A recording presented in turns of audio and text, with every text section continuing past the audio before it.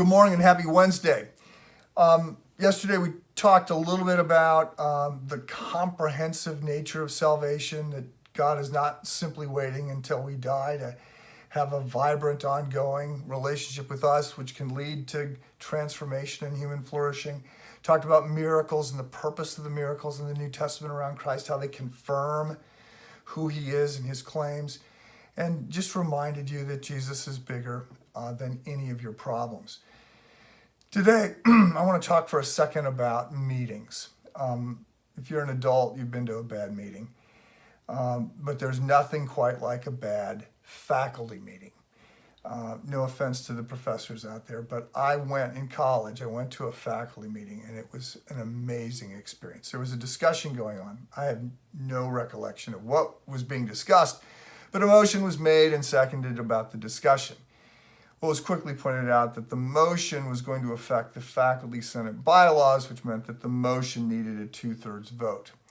So an amendment was made to the motion, and it was discussed a little bit, and then an amendment to the amendment was made, and it was being discussed when it was pointed out that the amendment to the amendment had not been seconded, which led to a debate and discussion at some length about whether or not you can have a discussion without having a second.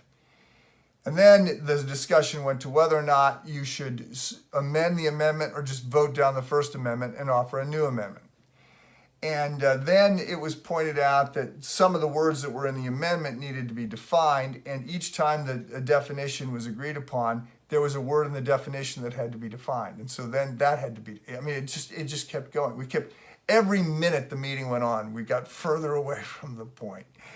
And after like an hour and a half, the initial motion was tabled and the meeting was adjourned and everybody left. Now, I share that to say the letter to the Hebrews can feel a little bit like that faculty meeting. Now, let me be clear.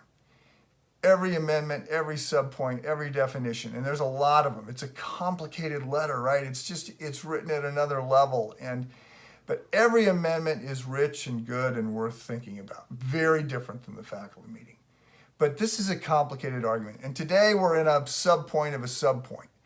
But it's a question and it's worth asking. So I'll remind you, the letter to the Hebrews, I think, is a sermon written in the 60s. We don't know the author. It's written to Jewish audience, and it's written to a Jewish audience in crisis. And the big point is that Jesus is bigger than the crisis.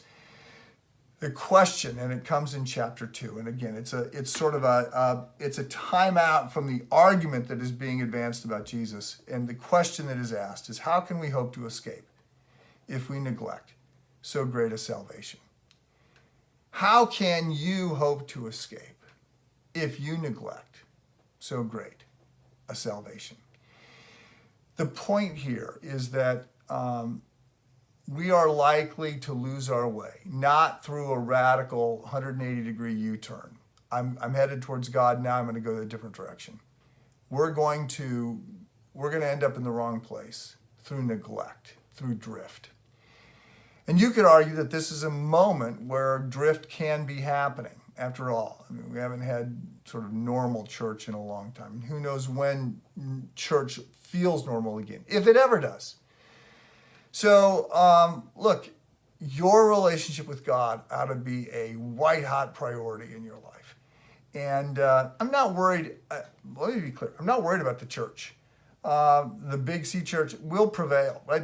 It's God's project. It's his responsibility. He has promised that the church is going to prevail, that the gates of hell cannot withstand against it. God's kingdom is coming. I have absolute confidence in that. That's not the question. By the way, G.K. Chesterton said 5 times the church was written off. 5 times the church went to the dogs. And each time it was the dog that died. So the church will be fine. The question is, how will we do? How will you do? And I want to set before you that the implication of this passage, this little side point that the writer of Hebrews is making, is we cannot neglect our relationship with Christ. It needs to be prioritized. And so what are you doing during COVID and sheltering in place and other things to cultivate a white-hot intensity in your relationship with God? That's the sub point of the sub point, but it's one worth making. It's a question worth asking. Ask it today.